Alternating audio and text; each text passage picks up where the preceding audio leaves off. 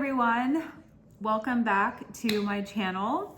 I guess more for me, welcome back, because I had a lot of hard conversations with myself and decided that I needed to disappear for a little bit and really do some deep healing work and have some uncomfortable, honest conversations with myself. So now that everything is done, I feel like I'm in a good place where I can talk about things now and get things going. So my eye line's gonna be a little off because the camera's here, but the screen is here, and it's early in the morning here in Las Vegas. So I am going to do a little skin treatment before I start my day and get in the shower and kind of get going. So where have I been? Where did I go? I just sort of fell off the face of the earth. Where did I go? It's a great question. And where I went was, you know that saying where you have to disappear for 6 months and come back as a new person? Essentially, I had to do that, but in a more of a condensed time frame, because the main focus was realizing that after the epic fail that was supposed to be my raise, after a year of gruesome work and a lot of sacrifices, I was met with a measly 2% raise that translated to roughly $50 per paycheck. That was before taxes, so like maybe $30 per paycheck. New. And once I realized the severity of how absolutely effing screwed I was for this coming year, I had to take a week to process that and then realize that I needed to yet again change my position to something that was more specialized and go to a company that would appreciate all the work that I was doing within the company, and then also all the work that I was taking on myself to just better myself and be a more formidable contract admin, okay?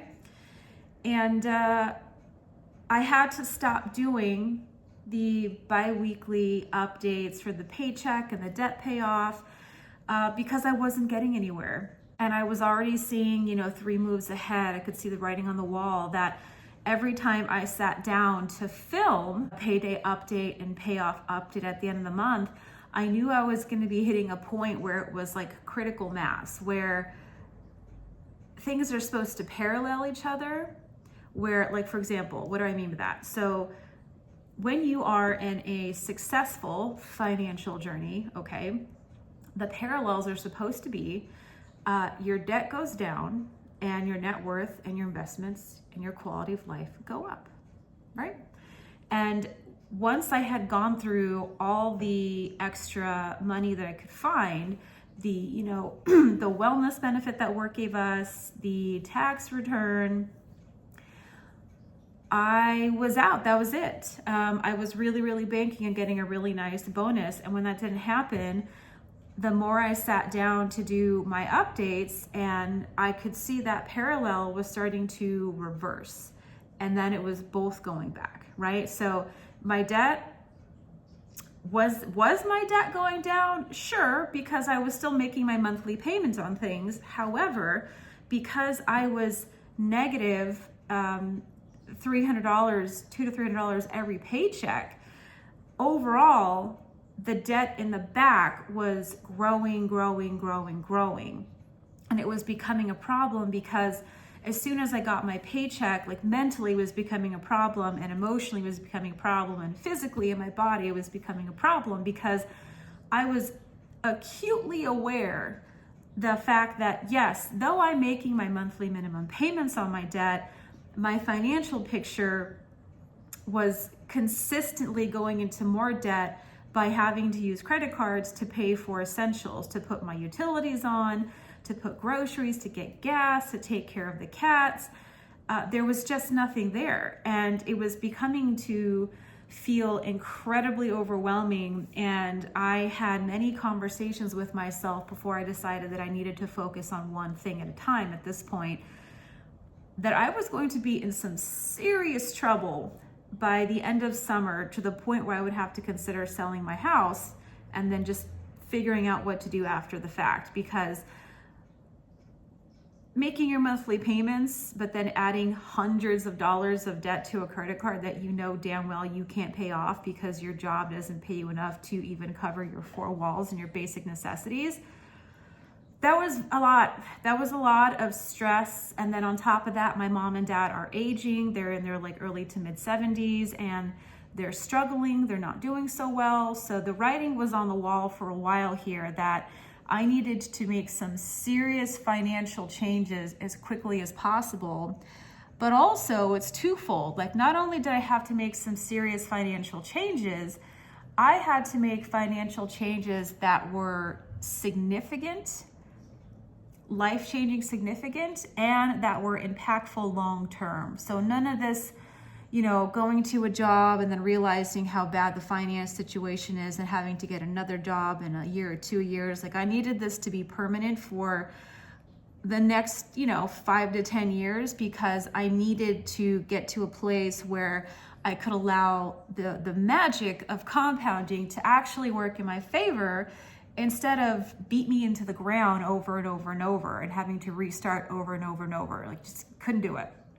So I had to have many uncomfortable conversations with myself. And one of them was, yes, I want to do all these things. It makes me happy to do all these things. It's a wonderful creative outlet. However, the old saying goes, energy goes, where attention goes, energy flows.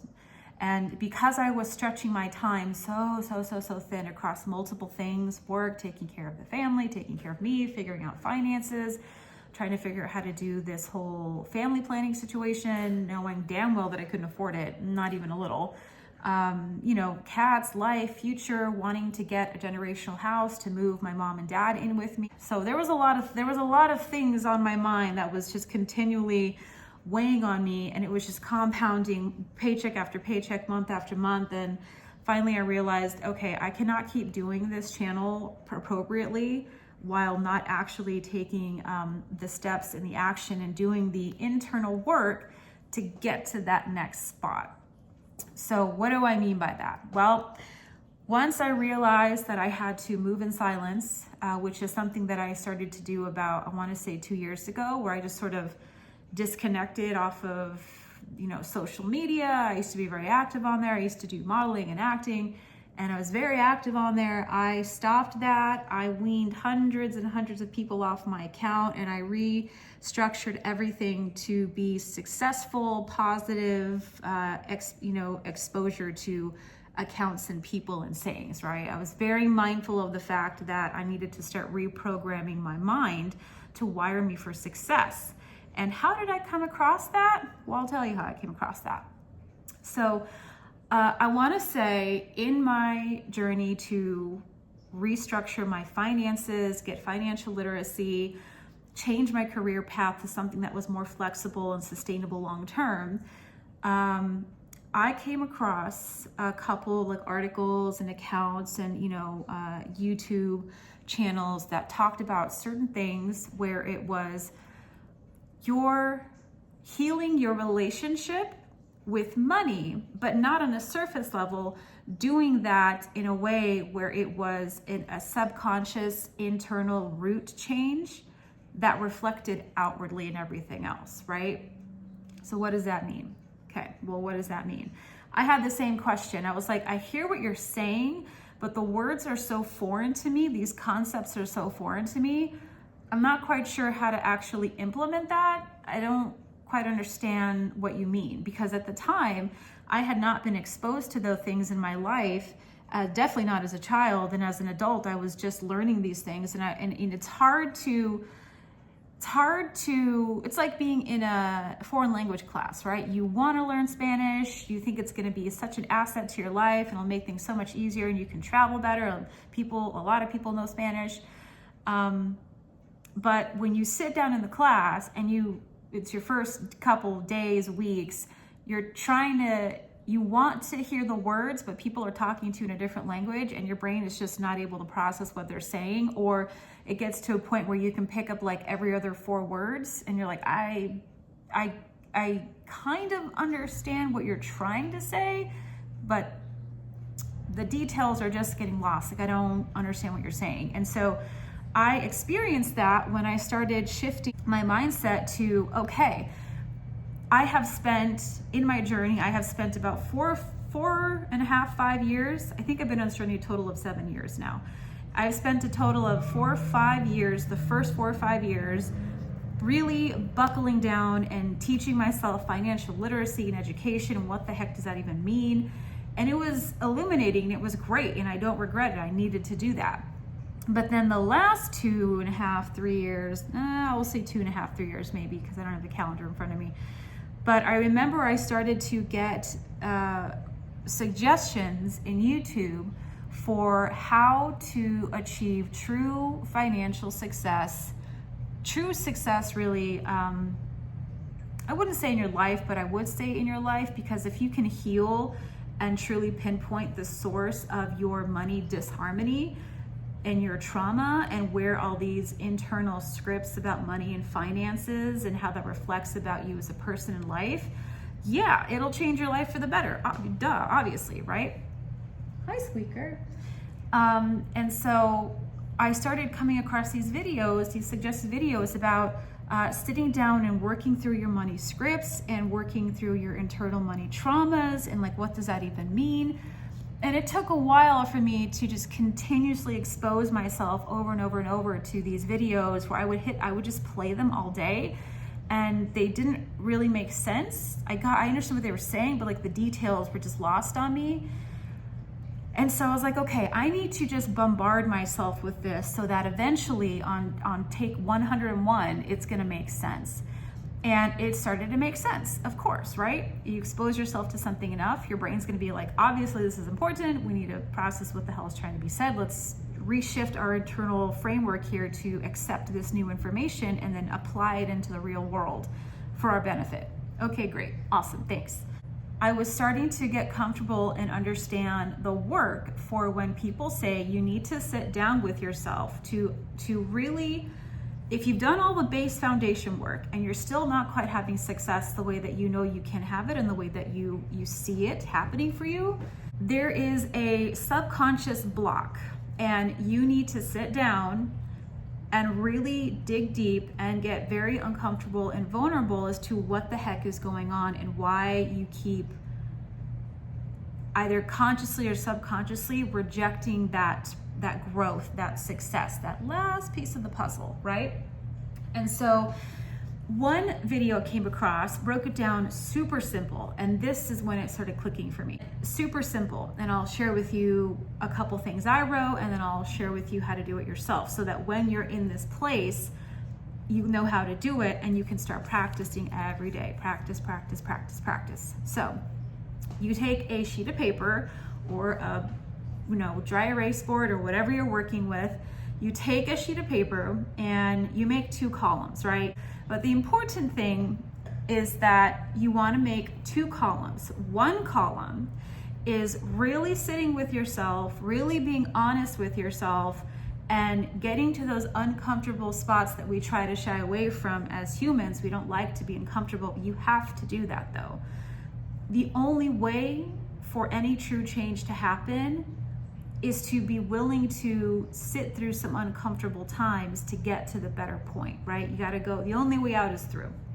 So I practiced this, and it took a while for me to actually get through to those barriers, be honest with myself, and tell myself, okay, this is uncomfortable, but I need to get it out. I need to say it out loud in the world. I need to address it, and I need to take away its power. And then I need to rewrite, reprogram over that script something positive. So you take 2 columns and you sit through and you work through all of these limiting beliefs, these negative internal dialogues you have with yourself about whatever your concept is of money and success and wealth. There's a lot of things we've all heard that are common, and there's things that are specific to our family. So you sit there and you write all these negative things, these hurtful, damaging things about your relationship with money. And then in the column, in the opposite line of that column, you rewrite and you reprogram your brain to accept the new version. So I'm going to give you an example on a whiteboard. So I started this out in a notepad, and I went through lots of pieces. Like, I crumpled up and threw them out because I wasn't quite wording it right, or it just didn't quite feel right, or it wasn't comfortable. And I'm like, I'm not doing this right. And I would just start over and start over. Great. Practice till you get to the sweet spot, right? So on one column, limiting beliefs, the negative imprinting in the family for the family scripts. And then on the opposite side is what I wrote to reprogram that thought process to finally be able to step into this season of my life where I have true, genuine success and I'm not fighting myself on the back end, okay? Line 1, this is something specific to my family. I'll go over the one specific to my family first. How much is it? If you gave me a penny for every time I heard my mom and dad say this to me, I would be quite wealthy. And I know that sounds crazy because it's a penny, but I'm telling you, my mom and dad grew up in a severe scarcity mindset, and then coming here to America and then building a life, and then, just the cost of life goes up every single year. And then, they didn't finish college. Where they came from, my parents were not the immigrant family that prioritized education and made that true for themselves and their children. My mom and dad came to this country in early 20s, mid-20s, and then they never pursued college. They never did that. They had the education they had in their respective countries, and then they came here and just right out of the gate started learning how to speak the language, learning the customs, like learning the social norms, starting to make a little bit of money. And like the more their English, their concept of the English language grew and they got better with that, they were able to get better jobs and like make connections and meet people. All throughout that time, and then throughout my childhood and adult life, anytime I would get something, and I'm talking like anything, I could get something from Goodwill, I could get something from a garage sale, I could get something from a store on sale, the first thing out of the mouth was, how much was it? Because, as I know now, that is a limiting belief that my mom and dad had. They were under the impression, and a lot of people think this way, I see it in budgeting groups, I see it in real life. A lot of people who grew up in scarcity mindset or lack really do think that there is some sort of noble cause to living in poverty, purposely missing out on things that would otherwise bring a lot of joy to themselves or their family because it's too much. And what is too much? Couldn't tell you, because too much is variable across the board. What I think spending $5 on a snack I think is great, someone would have a stroke of that and clutch their pearls. It makes no sense. It's completely illogical. And that was something that I heard growing up all the time, to the point where when I did get something, when I, was gonna go on a trip, or when I was gonna go get something or buy a dress or something, literally anything, I would get this acidic feeling in my stomach and in my body, and like the stomach acid would swirl, and I would get this anxiety and stress because I knew I would have to lie to give them an answer that they would not want to give me a lecture for. I knew I had to lie and tell them that it was cheaper than what I actually got it for, because again, I grew up with family who had a scarcity mentality where being cheap, being frugal, to the point where it just sort of sucked the life out and the fun out of things was something to be admired. Like, oh, well, we don't buy new soap. We use everything to the last sliver, and then we take those slivers and we make a soap bar together. There's people out there that do that and genuinely take pride in the fact that they live that way, like that there's something noble about it. No. And I grew up here in America, so we're entitled jerks here. So we just have so much more expectations for ourselves in our life that we don't want to think that small. It's very uncomfortable to see all the opportunities out there and just tell yourself, nope, not for me. I'm going to live right here in this little box, and I'm going to be so proud about it, and I'm going to brag to the world about it. It's weird. It's a weird relationship we have with like money and success in this country. Very strange. So how much is it was the negative script that I grew up hearing my entire life. And now that I have financial education, I reprogram that to how much value does this provide? Because up until a couple years ago, the concept of ROI, return on investment, to help you decide a purchase that could be expensive or could take a lot of time commitment, I didn't understand that concept. And I missed out on a lot of things growing up, because even in my adult life, I missed out on a lot of things because I simply did not understand the concept of, I wouldn't say irrelevant to how much things cost, because there are some things that are very expensive. But again, is there a return on investment for this item? And that was such a weight off of my shoulders when I was able to reprogram that mind script. And I say that now to my family. So when they try to ask me, well, how much was it? I tell them, this is how much value it's bringing to my life. This is how much value it is. And me having that conversation, there is no stress in my body. My stomach doesn't immediately get acidic. I don't feel like I have to lie. It's wonderful, absolutely wonderful. And let's see, the second one that was with the family script is, everything is so much harder for us. I grew up my entire life with my mom and dad, mostly my mom, where anytime we tried something and it didn't work, or it didn't work a couple times in a row, it was taken in such a negative way that we always have to work twice as hard for everything. And I really didn't like hearing that, because again, in this country, in my experience as first generation American, that is a point of, it's a positive thing. Failure leads to success. You cannot get success until you fail and find all the ways that it won't work, and then you get to the way that it does work. So I had a very head-butting, internally mixed feeling every time I would hear that come out of the mouth.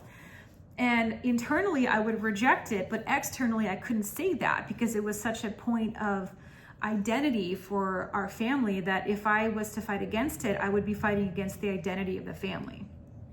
And that's a whole other video right there. So what I sat with, and what I came to the conclusion of how to rewrite that script, everything is so much harder for us. And on the opposite, I rewrote that to say, growth, change, success is the reward of temporary discomfort.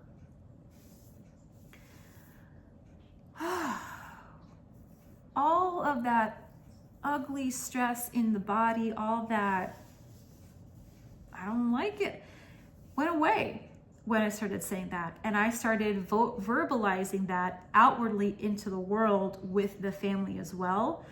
And I would imagine as much internal discourse I had in my body, how it rejected anything negative, I would imagine that how my parents grew up and the identity that my mom had, I'm sure that she felt just as uncomfortable hearing that, yeah, that doesn't have to be the thing. Like, you can just decide that that's not the thing anymore. You know, they sacrificed so much to get here. But I also want to show them that there's a different way.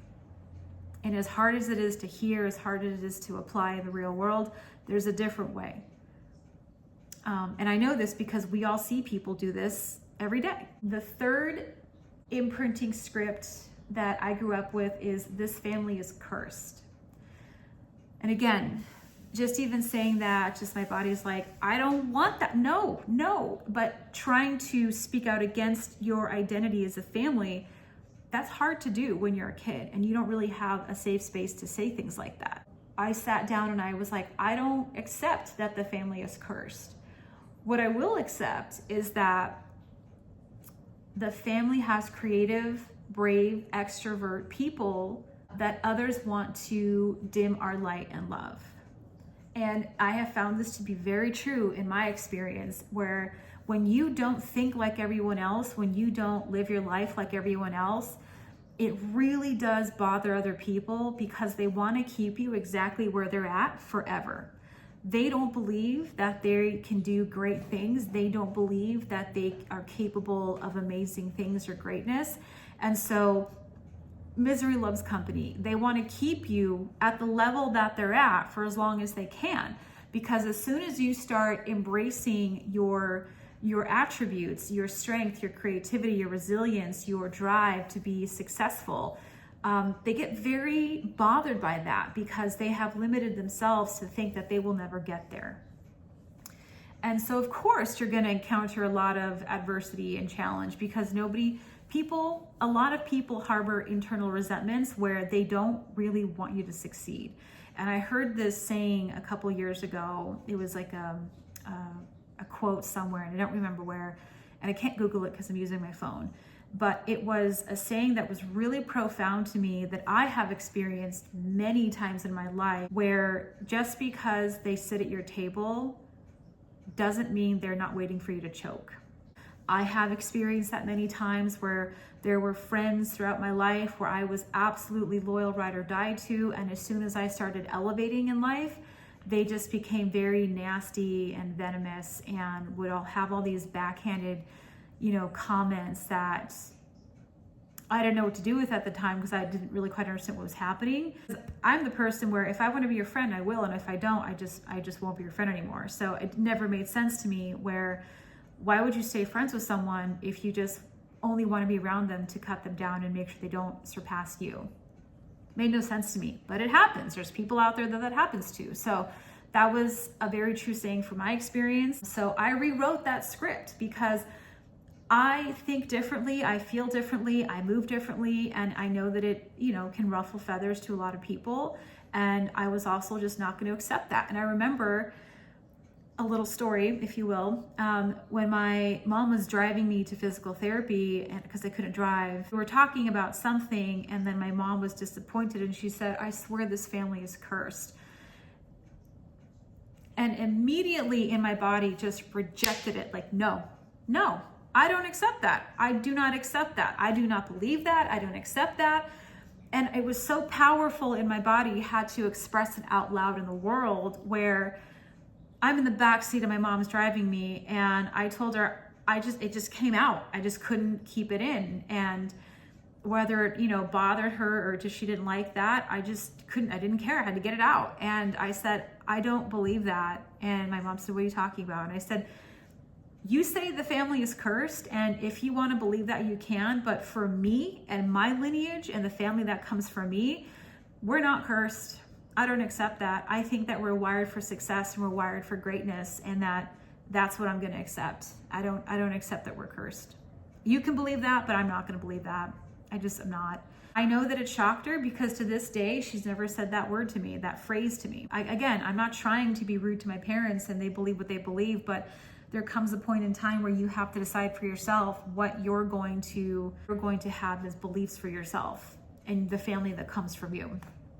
And I don't want to raise my kids thinking that we're cursed or that everything's harder for us. I just don't agree with that. Another saying that I grew up hearing all the time was, "Money doesn't grow on trees." Money doesn't grow on trees is the negative script.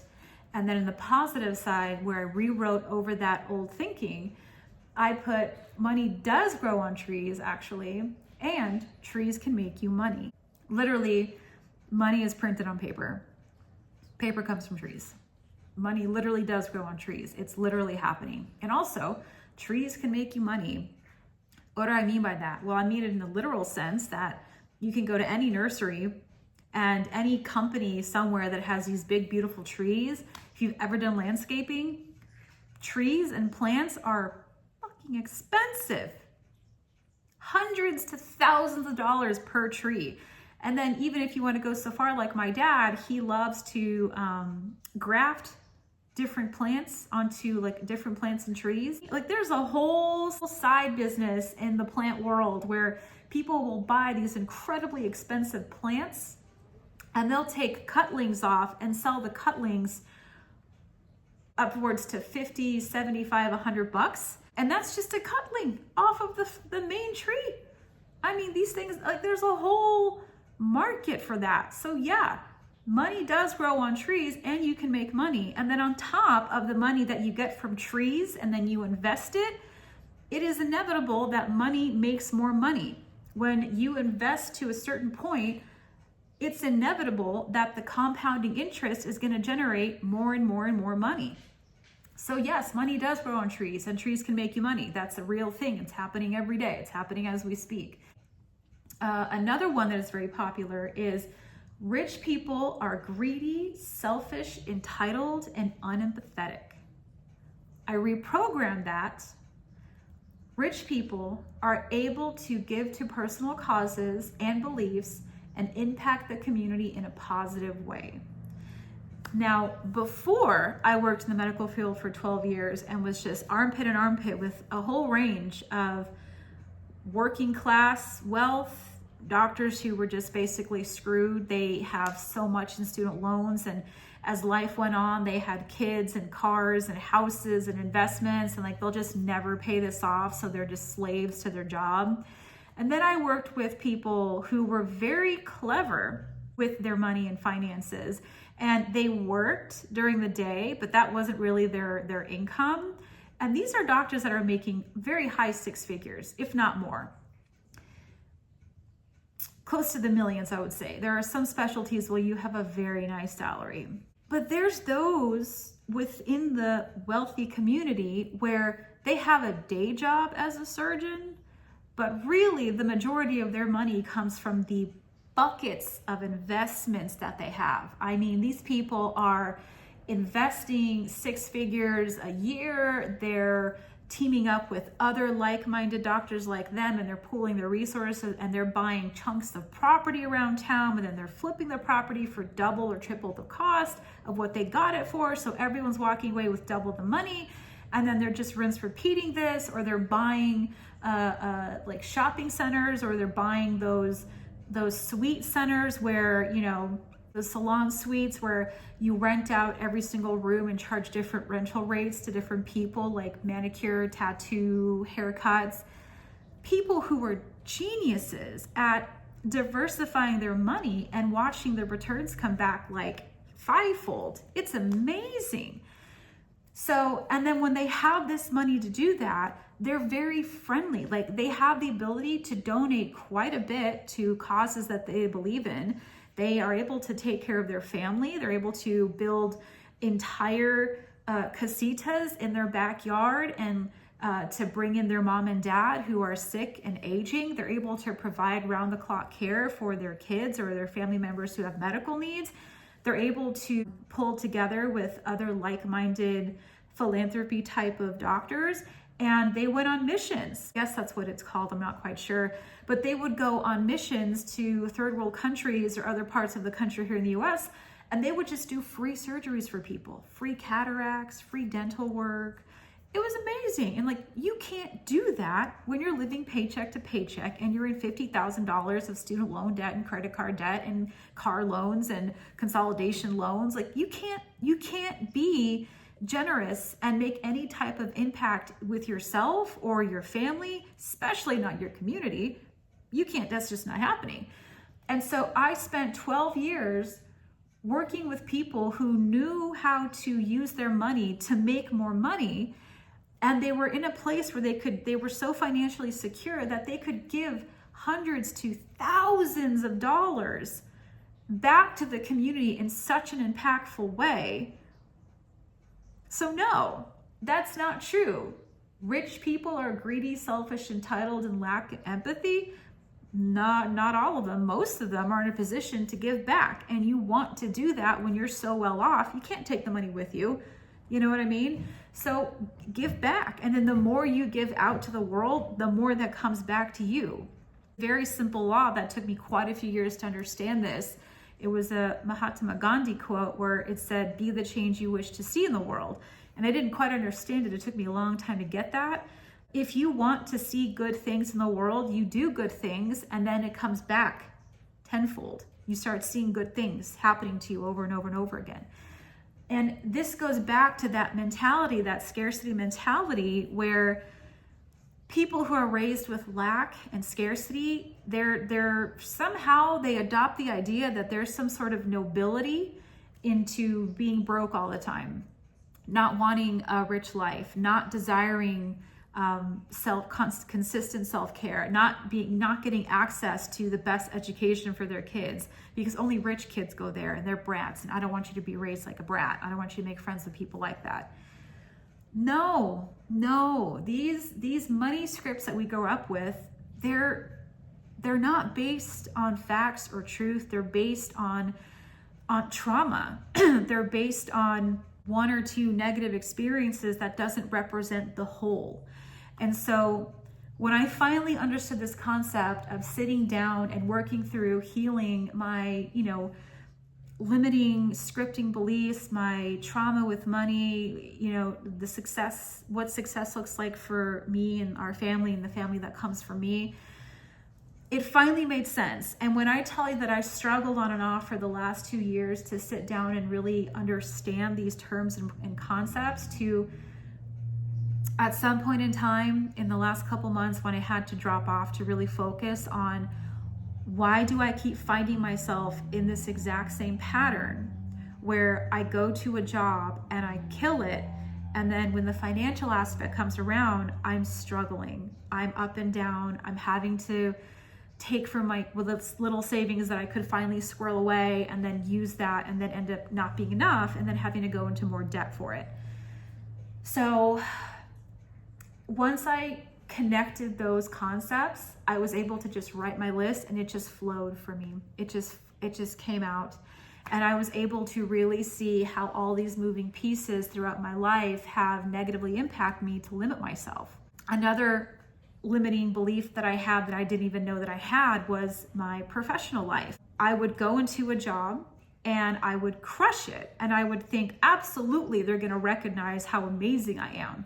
And year after year, it never happened. And when you become an adult and you're really needing those financial upgrades to your life, having really nice raises or retention bonuses or raises and whatnot, you need that more, right? You're an adult. You don't need pizza parties. You need to cover your bills and make sure that your kids can go to a good school and you can have health care, right? And go on a nice trip. I remember having this conversation at the beginning of this year with my partner, who is a COO at a local company, and he worked his way up from entry-level, random, nothing job to COO within 4.5, 5 years, because he realized that if I don't make myself invaluable to this company, where losing me would definitely make it difficult for them to function for some time if they didn't have me, he leveraged that to get himself promoted every single year and significantly double his income. I think doubling his income is a generous thing. It's definitely a lot more than what it was.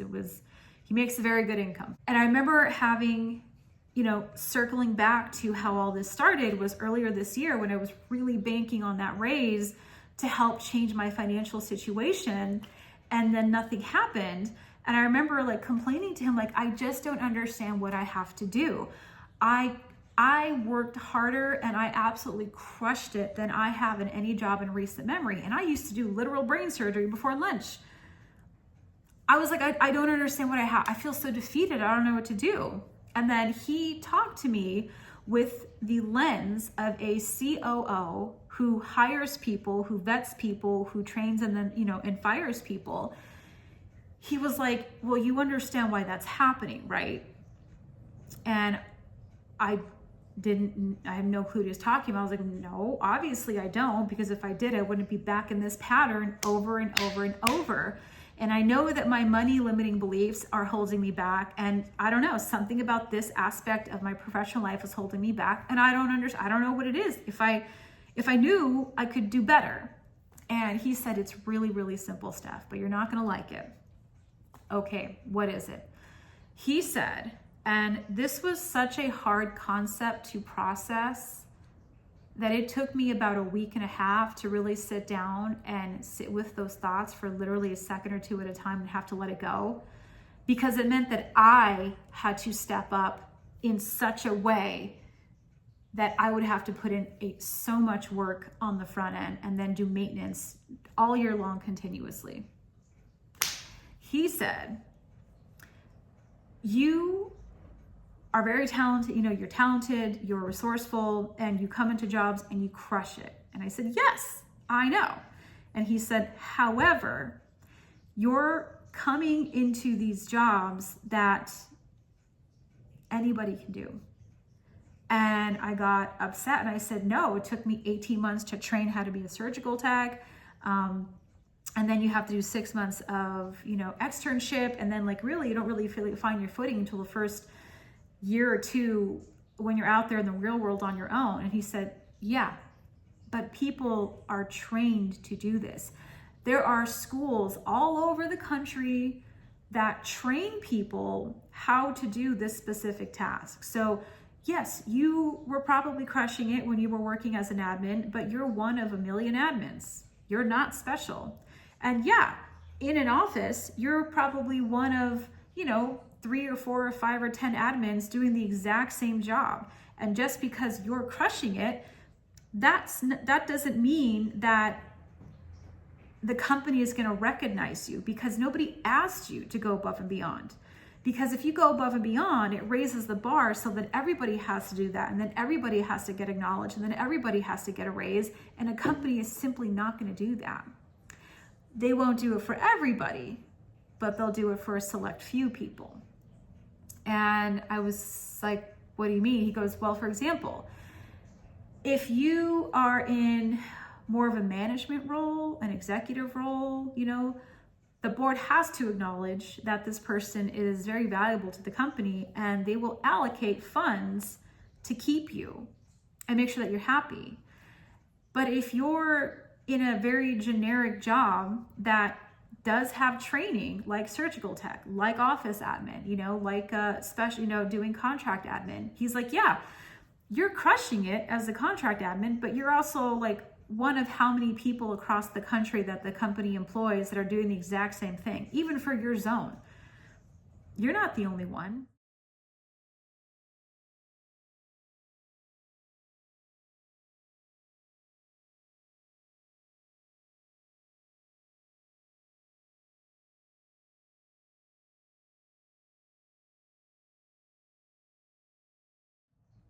Why would anyone recognize you?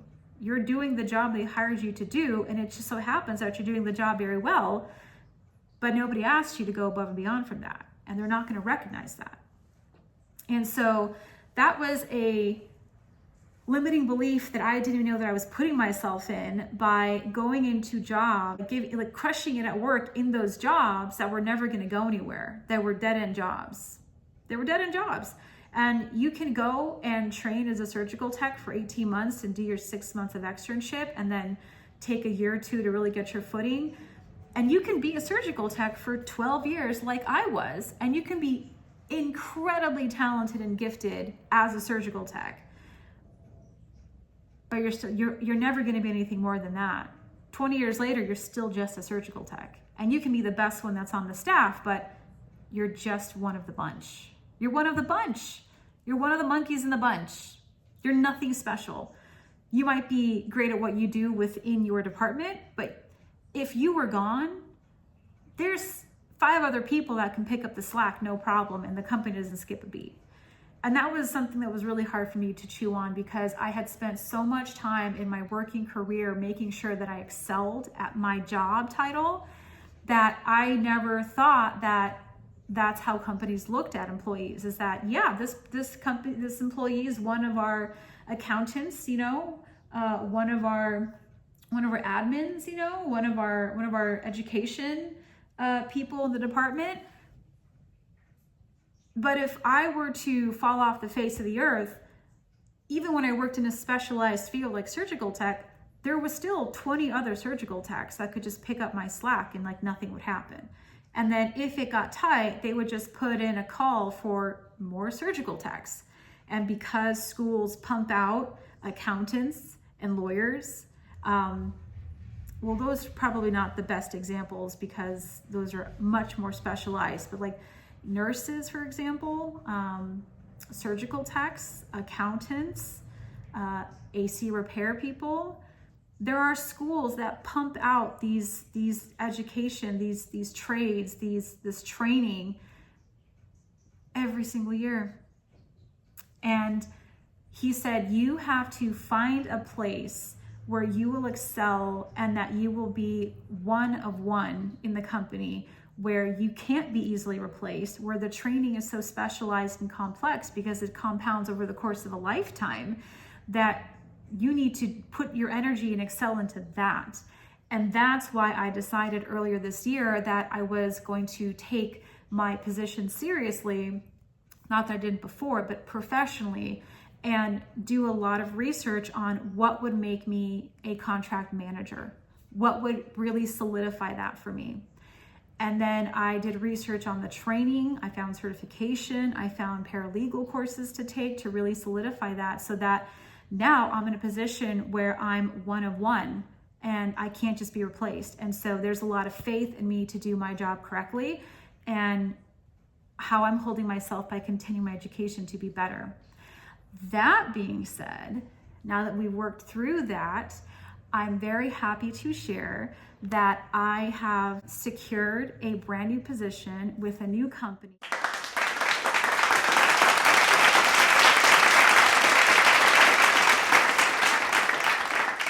I'm one of one in the company in that role, and I have increased my income to now be in the six-figure club. Very excited, very excited. So moving forward, I'm going to have to restructure how I do my debt payoff, because it's no longer going to be a matter of, can I pay this off? How much money can I put towards this? Am I going to have to, rob Peter to pay Paul? Now that I'm in the six-figure club, I will be able to make a significant dent in my debt payoff journey. And then hopefully by the end of next year, really start to take advantage of the second phase of wealth building, which is investing, because I've never really been able to do that. All the jobs I've had, I've never been able to contribute much to retirement because I had needed every penny that I could get from my paycheck to just survive. And so I've been so happy and grateful and excited to be able to share with you that in real time, there is a person who set out a goal, researched how to get to that goal, and then made it happen. So you too can do this. This isn't like unique. One of the most powerful mindset shifts I did was realizing that there are other people in the world that are doing things that I want to do. So I know that it's A, real, it exists in the real world, and two, if these people are doing it, then I can do it too. And that's the reality that I want for myself. So there's this lady, Alexis, on YouTube and Instagram. Highly recommend you follow her. She's been instrumental for changing the mindset. She just decided one day that life gets to be easy and fun. And that's how I'm going to shift my life. And it took her 2 years to build her business. And now she's an incredible salt of the earth person, traveling the world now, hosting conferences and teaching people how to reach, teaching women how to master their potential, their femininity, how to heal and how to get out of a trauma response and just enjoy life as it's meant to be enjoyed. And there were two things that she said that were so profound to me over the course of the last year and a half, where one, you decide how this is going to play out, because everything you want, it's already happening. For example, I knew that I could get a six-figure remote job specializing in what I do, because if you're telling me that there's 13-year-olds out there who are making millions of dollars or six figures on YouTube and Patreon, literally just talking into a camera, getting ready with me, and just mimicking makeup designs from other makeup artists in the world. Or there's kids who have Patreon and YouTube who are making six figures, $1 million a year, getting brand deals and endorsements, and all they're doing is playing video games or reviewing video games. Or you've got people out there who are making reaction channels, and literally it's their job to watch a show with you. If we live in a world where this is real, and we do, it is 100% real for me to get a position that aligns with where I'm at personally and professionally. It's a no-brainer. So once I realized that anything that I wanted, no matter how ridiculous or stupid it sounded, there is literally a handful of people that have already done this out there in the world. So if they can do it, I'm fucking capable and resourceful and smart. I can do it too, no problem. Point me in the direction and I'll go. The second thing was having this internal boundary where if something doesn't align with you anymore, you just have the power to say, I'm just not available for that anymore. And it just kiboshes the whole thing. And I've been saying that a lot the last couple months, where after that raise fiasco, I was working my tail off, covering 6 different branches across 5 different states in different time zones, and I was drowning in work. And I would get to the point where between like 8 and 11 by lunchtime, I'm just drowning in work. And I would just stop, and my brain's like, what are you doing? Why are you working this hard for a place that doesn't care about you? And I would just look at the screen and I would see the emails tick up, and I would see how many accounts there were. And I was like, I'm just not going to do this anymore. I'm just not available for this anymore. And I'm not available for being underappreciated, overworked, underpaid. I'm not available for this anymore. I don't want to do this anymore. And that really honed in exactly what I was trying to look for in a new company. So that's where I've been. That's a lot of internal work that I was doing that started 2 years ago that really finally connected in the past couple months. And once I worked through those blocks, I was able to achieve success in a way that I've never been able to do it before.